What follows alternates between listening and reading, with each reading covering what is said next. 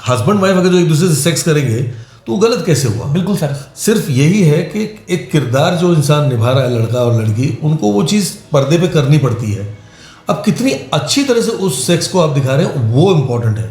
उसको आप गंदा दिखाओगे तो वो गंदा लगेगा, वल्गर लगेगा, वल्गर लगेगा। तो वल्गर तरीके से नहीं दिखाना है।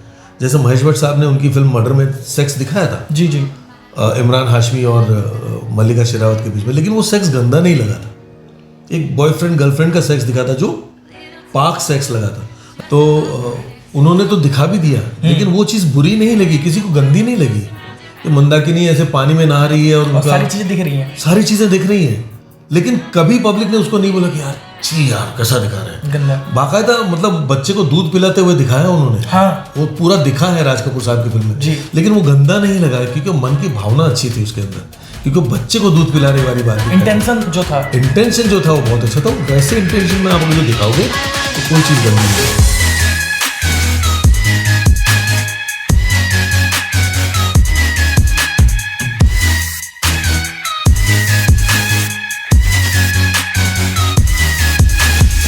नमस्कार आदिराज सर, कैसे हैं? बिल्कुल बढ़िया सर, सबसे पहले हम आज इंटरव्यू कर रहे हैं। आप किसी वेब सीरीज़ के शूट के दौरान यहाँ पे बैठे हुए हैं और रुद्रपुर में हैं आप, उत्तराखंड में। तो ये हमारे लिए बहुत अच्छी बात है कि मुंबई से लोग रुद्रपुर और उत्तराखंड जैसे शहर में आ रहे हैं शूट करने। तो सर, सबसे पहला सवाल कि किस वेब सीरीज़ के लिए आप यहाँ पे आए हैं, उसमें क्या कैरेक्टर है आपका, क्या रोल है? ये मेरे ख्याल से दूसरी बार हुआ है। मेरी इससे पहले एक फिल्म आई थी थर्सडे, हॉटस्टार पर चल रही है जी, थर्सडे, जिसमें यामी गौतम जी हैं। यामी गौतम जी, उसमें भी मैंने पुलिस कमिश्नर का कैरेक्टर किया है जी। तो ये मेरे ख्याल से एक आध बार पहले भी किया है, लेकिन ये दूसरी बार ऐसा होगा जो एक के बाद एक पॉजिटिव कैरेक्टर मैं कर रहा हूँ। नहीं तो हमेशा मैंने नेगेटिव रोल किए हैं।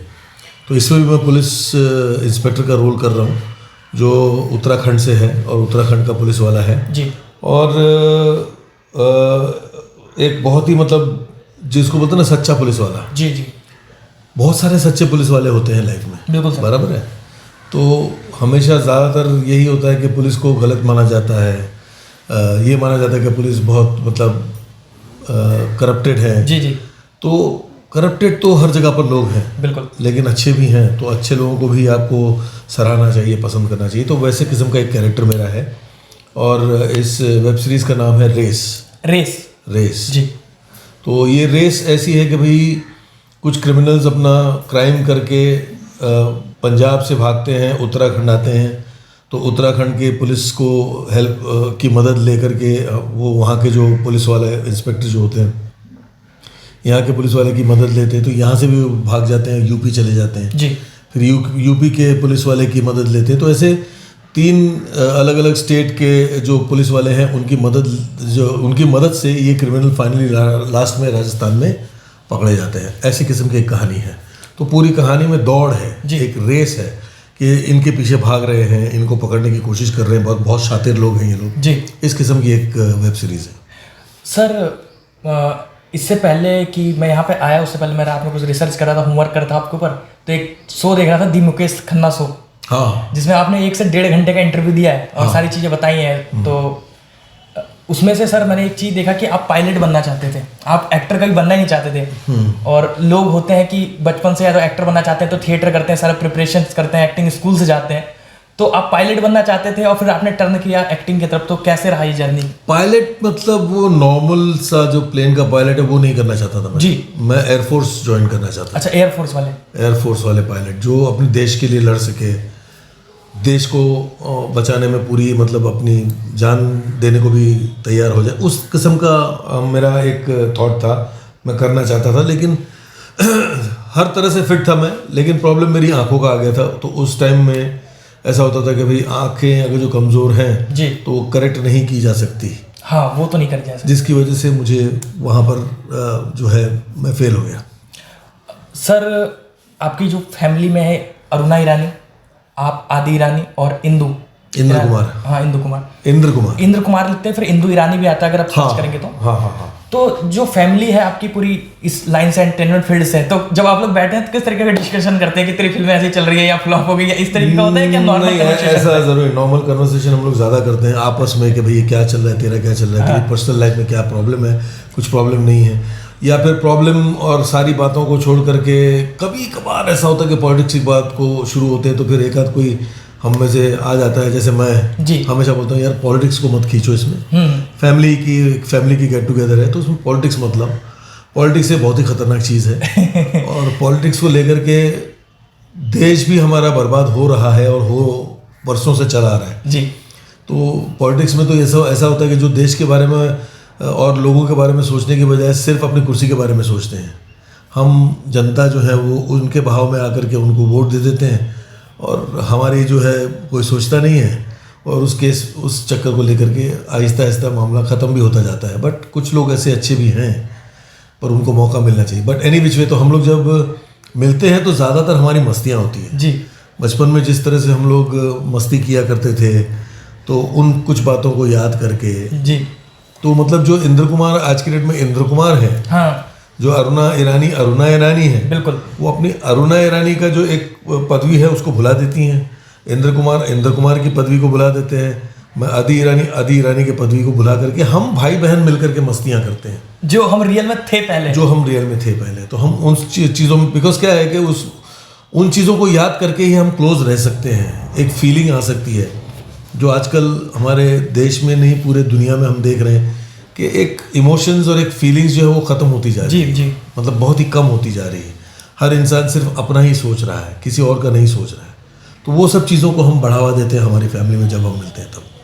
सर अभी वेब सीरीज़ का दौर चालू हो गया है। पहले आप फिल्में करते थे, नेगेटिव रोल्स बहुत अच्छा करते थे आप, तो उस दौर का और जो अब पूरी दुनिया OTT पे शिफ्ट हो गई है, फ़ोन पे आ गई है, पहले सिनेमा होता था, फिर टीवी टेलीविज़न भी अभी लगभग ख़त्म जैसा मेरे को लगता है हो गया है, तो वो दौर आ रहा है। आज के दौर में क्या डिफ्रेंशिएशन पाते हैं?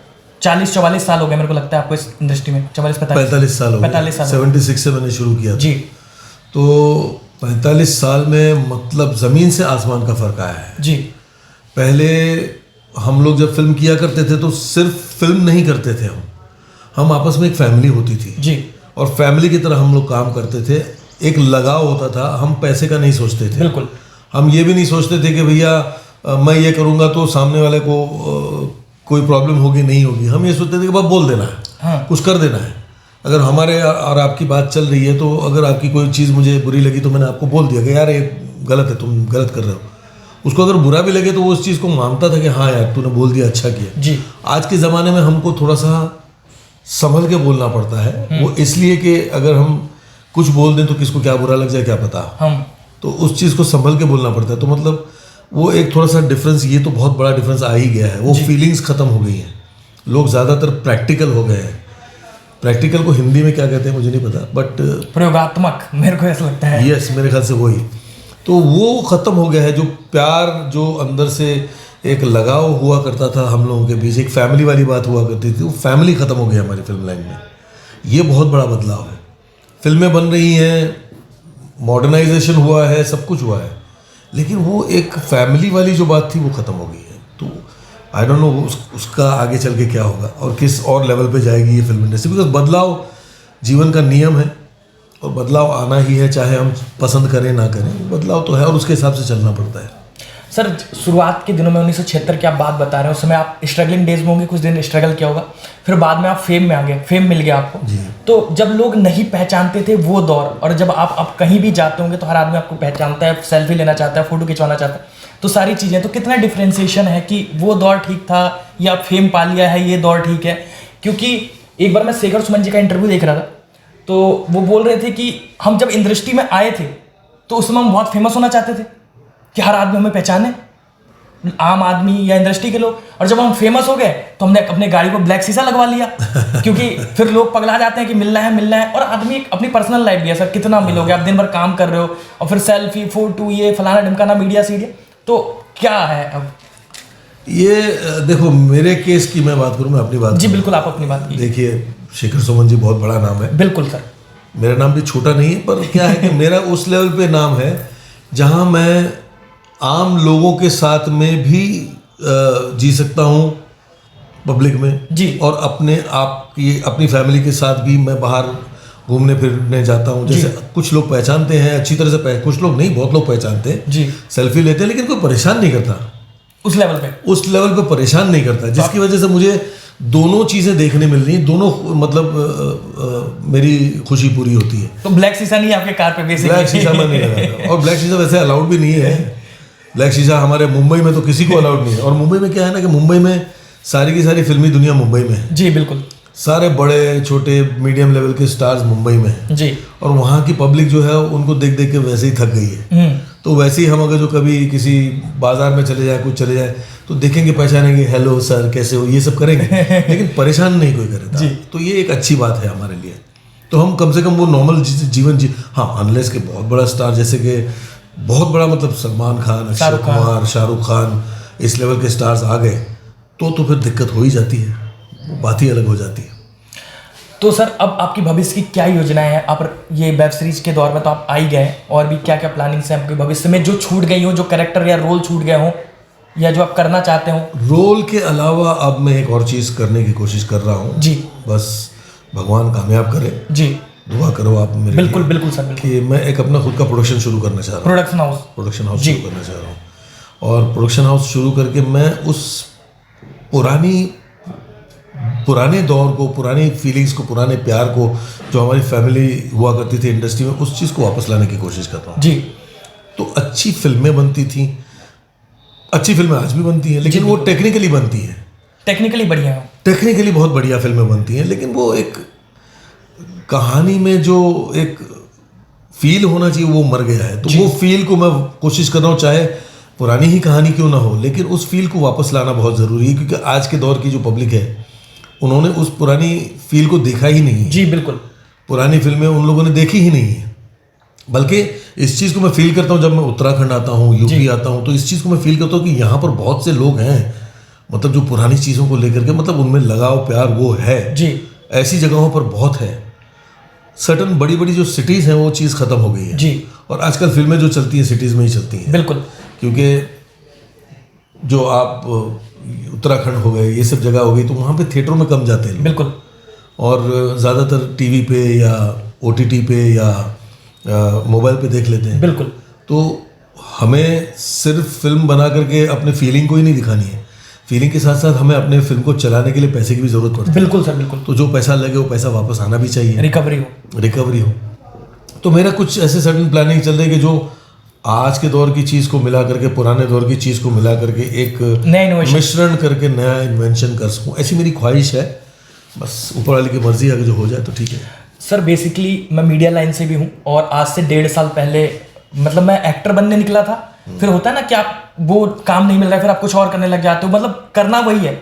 तो अभी मैंने डायरेक्शन किया है, पिछली 1.5 सालों में 10 शॉर्ट फिल्में बनाई हैं, 4-5 गाने बनाए, वीडियो म्यूजिक एल्बम। तो मेरा भाई जो चंदन है, जो बैक कैमरा है, और मैं हूँ, हम लोग कोशिश करते हैं कि हम लोग एक साथ ही रहते हैं, ये डायरेक्टर पार्टनर है मेरा। तो मुझे जैसे कोई कंटेंट पसंद आया, अभी मैं हाल फिलहाल में एक वेब सीरीज आया था इंदौरी इश्क, MX प्लेयर पे है। तो मेरे कहने का सिर्फ इतना तात्पर्य है कि हम दोनों एक साथ देख नहीं सकते, बिल्कुल सगे भाई हैं। तो मैं देख लेता हूँ, मुझे कोई चीज़ पसंद आई, फिर मैं उसे प्रेफर करता हूँ कि आप देखो, लीड लगा के। तो मेरा कहने का ये मतलब है, जो बोल्ड कंटेंट आया है, इंटीमेट सीन्स वगैरह ज़्यादा हुए हैं, और जो गाली गलौज से भरी जो वेब सीरीज रहती हैं, इसको किस नज़रों से देखते हैं आप? पहले की फिल्में होती थी, हम फैमिली के साथ देख लेते थे, आज अपना फ़ोन तो हो गया सेपरेट, लेकिन हम कोने में बैठ के देखते हैं। देखिए, अब ऐसा है कि ये तो बहुत ही चर्चा वाली बात है। बिल्कुल सर, इसलिए मैं बहुत ही चर्चा, इस चर्चा में हम ज़्यादातर नहीं जाएं तो अच्छा है, क्योंकि हर आदमी का नज़रिया अलग है। बिल्कुल, आपका अलग नज़रिया है, कुछ फैमिली वाले जो होते हैं उनका अलग नज़रिया है, हमारा नज़रिया अलग है। तो मेरे नज़रिए से मैं तो दोनों तरफ सोचता हूँ। मेरा एक तरफ ये सोचना है कि वो जो दिखा रहे हैं वो भी गलत नहीं है, क्योंकि वो एक आम जिंदगी की बात बता रहे हैं ना। बिल्कुल, अगर एक लड़का एक लड़की एक दूसरे से प्यार करते हैं और एक दूसरे के साथ में सेक्स करते हैं, तो वो सेक्स गलत कैसे हुआ जी? हस्बैंड वाइफ अगर जो एक दूसरे से सेक्स करेंगे तो वो गलत कैसे हुआ? बिल्कुल सर, सिर्फ यही है कि एक किरदार जो इंसान निभा रहा है, लड़का और लड़की, उनको वो चीज़ पर्दे पे करनी पड़ती है। अब कितनी अच्छी तरह से उस सेक्स को आप दिखा रहे हैं वो इम्पोर्टेंट है। उसको आप गंदा दिखाओगे तो वो गंदा लगेगा, वल्गर लगेगा। तो वल्गर तरीके से नहीं दिखाना है। जैसे महेश भट्ट साहब ने उनकी फिल्म मर्डर में सेक्स दिखाया था जी, इमरान हाशमी और मल्लिका शेरावत के बीच में, लेकिन वो सेक्स गंदा नहीं लगा था। एक बॉयफ्रेंड गर्लफ्रेंड का सेक्स दिखा था जो पाक सेक्स लगा था। तो उन्होंने तो दिखा भी दिया, लेकिन वो चीज़ बुरी नहीं लगी, किसी को गंदी नहीं लगी, कि मंदाकिनी ऐसे पानी में नहा रही है और उनका सारी चीजें दिख रही हैं, सारी चीजें दिख रही हैं, लेकिन कभी पब्लिक ने उसको नहीं बोला कि यार छी यार कैसा दिखा रहे हैं। गंदा। बाकायदा मतलब बच्चे को दूध पिलाते हुए दिखाया उन्होंने। हाँ, वो पूरा दिखा है राज कपूर साहब की फिल्म में, लेकिन वो गंदा नहीं लगा है क्योंकि मन की भावना अच्छी थी उसके अंदर, क्योंकि बच्चे को दूध पिलाने वाली बात दिखाई। इंटेंशन जो था वो बहुत अच्छा था। वैसे इंटेंशन में आप अगर जो दिखाओगे तो कोई चीज़ गंदी नहीं लगती। गाली अब अगर जो आप बोलने जाए तो कुछ ऐसे स्टेट्स हैं, कुछ ऐसे सिटीज़ हैं हमारे देश में जहाँ पर लोग बोलते ही नहीं हैं, लेकिन कुछ ऐसे स्टेट्स और कुछ ऐसी जगह है जहाँ पर गाली के सिवाय गाली के बात ही नहीं करते लोग जी।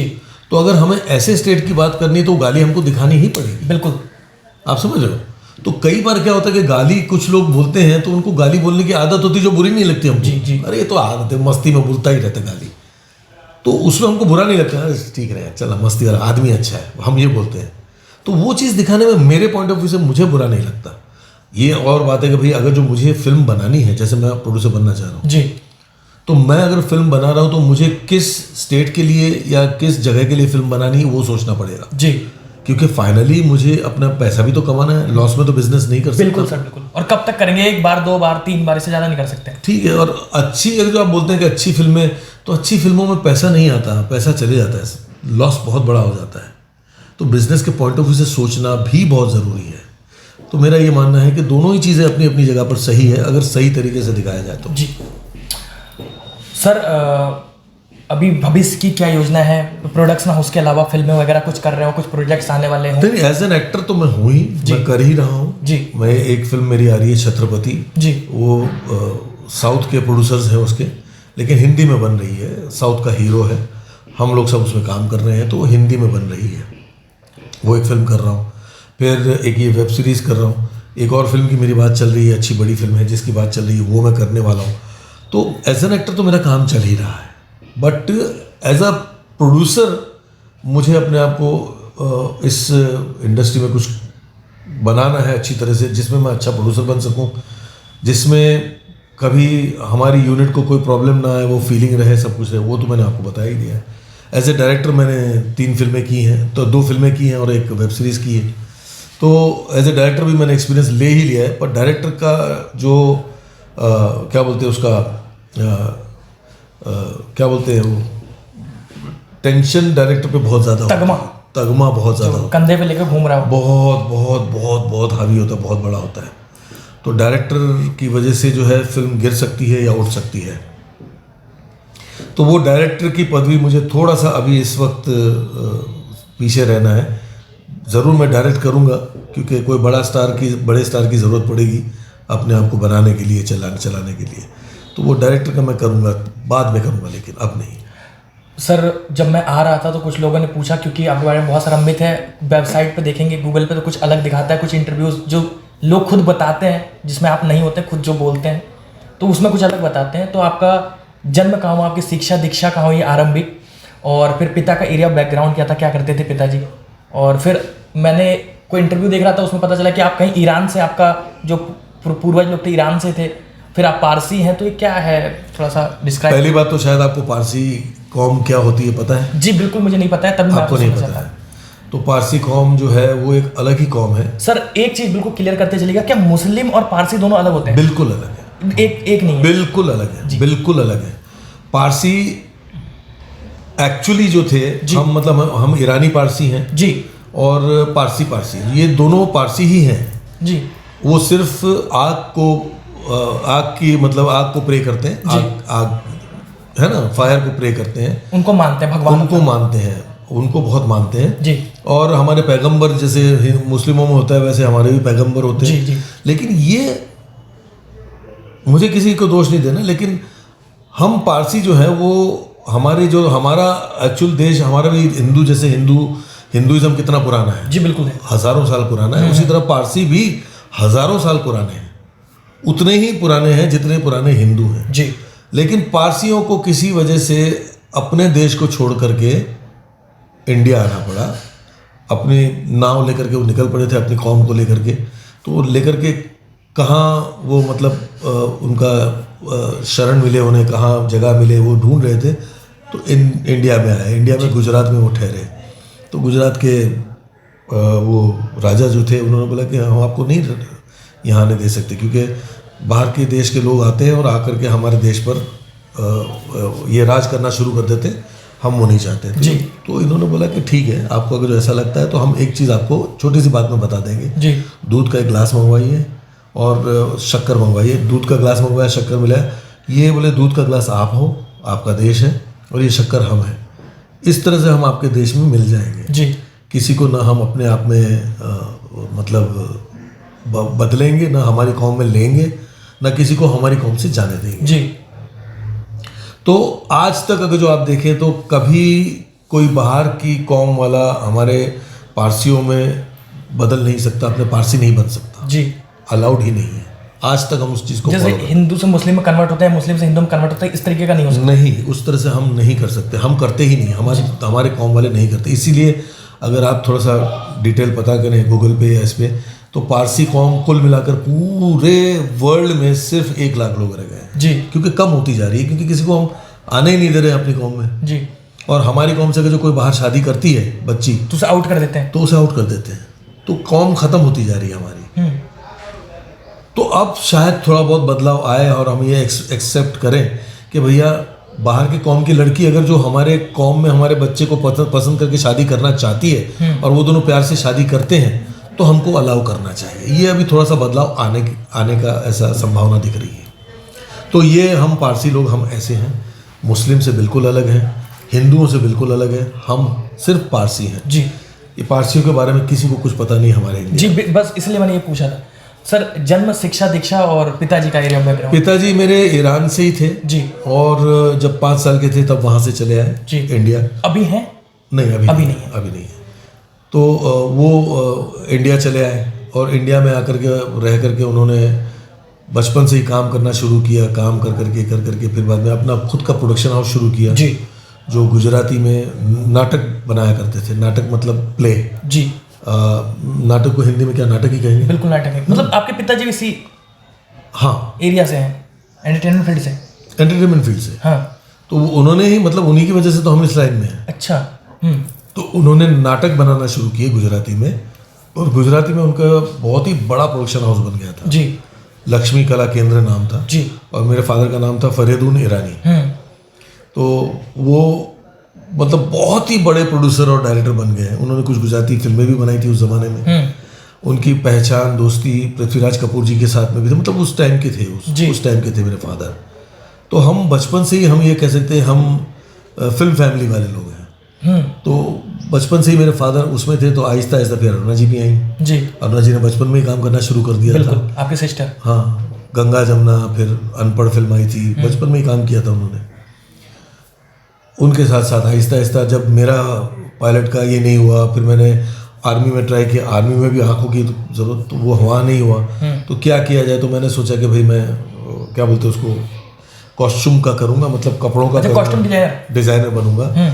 ये भी मैंने सोचा, पर वो भी नहीं हो पाया कुछ वजह से। तो मैंने बोला कि यार मेरी फैमिली का ही धंधा चल रहा है, मतलब जो लाइन है बिजनेस ही हो गया। तो बोला इसी लाइन में चला जाए, बिकॉज हो सकता है कि ऊपर वाले की मर्जी है कि शायद मैं इसी में कुछ बन जाऊं। और ऊपर वाले ने साथ दिया, मैं कुछ बन गया यहाँ पे। तो ये एक्टिंग फील्ड के अलावा कोई अदर बिजनेस है आपका? नहीं है? नहीं, अभी तो नहीं। सिर्फ इसी से खर्चा हो जाता है? सिर्फ इसी से सब चलता है। तो सर बहुत अच्छा लगा आपसे बात कर। बहुत बहुत धन्यवाद सर कि आपने हमें समय दिया। सर मेरा चैनल है फिल्मी चाणक्य। मुझे उम्मीद है कि वही लोग देखते होंगे जो एंटरटेनमेंट फील्ड में आना चाहते होंगे, डायरेक्टर, एक्टर, प्रोड्यूसर, सिंगर, जो इस फील्ड में जो भी करना चाहेंगे। तो आप उनको क्या सजेशन देना चाहेंगे कि इस इंडस्ट्री में आए या क्या करें? मैं सजेशन में आपका एग्जांपल दूंगा। अच्छा। क्यों मैं दूंगा आपका एग्जांपल? कि आपने कोशिश की जी एक्टिंग में जी। आप कुछ वक्त तक कोशिश करने के बाद में आपका अगर कुछ नहीं हुआ तो आपने हिम्मत नहीं हारा जी, और हिम्मत नहीं हार करके आपने एक अलग किस्म से शुरुआत की जी।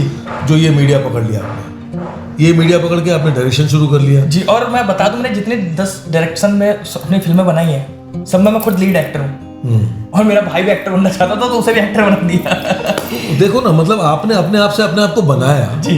कहने का मतलब मेरा ये है कि ये एग्जाम्पल मैं क्यों देना चाह रहा हूँ कि जिसको भी इस लाइन में, और आज की डेट में तो जिस तरह से टेक्नोलॉजी बनी है जी, बड़ी है, तो टेक्नोलॉजी से आपको फायदे इतने हैं कि आप अपने आप को खुद बना सकते हो, आपको किसी की जरूरत नहीं है। हमें प्लेटफॉर्म की भी जरूरत नहीं है, यूट्यूब प्लेटफॉर्म की भी जरूरत नहीं है, प्लेटफॉर्म की भी जरूरत नहीं है, आप खुद अपने आप को बना सकते हो, इतने बड़े बन सकते हो। तो कहने का मतलब ये है कि अपने आप को बनाने के लिए आपको किसी की जरूरत नहीं, सिर्फ और सिर्फ मेहनत की जरूरत है जी। क्योंकि सही वक्त पर सही जगह होना और सही डिसीजन लेना बहुत ज़रूरी होता है। जी। आप ये सोचकर हिम्मत हार देंगे, अरे यार कुछ नहीं हो रहा है यार, 1 साल निकल गया, हम तो 6-6 साल 7-7 साल स्ट्रगल करते थे तब भी हमारा कुछ नहीं होता था। तो 1 साल में लोग हिम्मत हार देते हैं, 6 महीने में लोग हिम्मत हार देते हैं आज के डेट में। तो वो हिम्मत नहीं हारना है, अपने आप को बनाना है, लड़ना है और आगे बढ़ना है, सिंपल सी बात। थैंक यू सर, आपने बहुत मोटिवेशनल बातें कही। तो दोस्तों आज हमारे साथ थे आदि ईरानी सर, इनके सिस्टर है अरुणा ईरानी, इंदर कुमार जी जो इंदु ईरानी के नाम से भी आपको गूगल पे सर्च करेंगे तो मिल जाएंगे, वो भी एक्टर हैं। पिताजी भी डायरेक्टर भी थे और नाटक वगैरह करते थे। इंटरव्यू देख लिया होगा आपने, तो मुझे किसी भी परिचय देने का कोई जरूरत है नहीं, आप पहले से इनको जानते हैं, पता चल जाता होगा कि आपको किस तरीके से है ये सारा स्ट्रगल कैसा है, ये लाइन कैसी है, यहाँ के लोग किस तरीके से हैं। तो फिर मिलते हैं किसी नए इंटरव्यू के साथ, तब तक के लिए see you soon, just a beginning.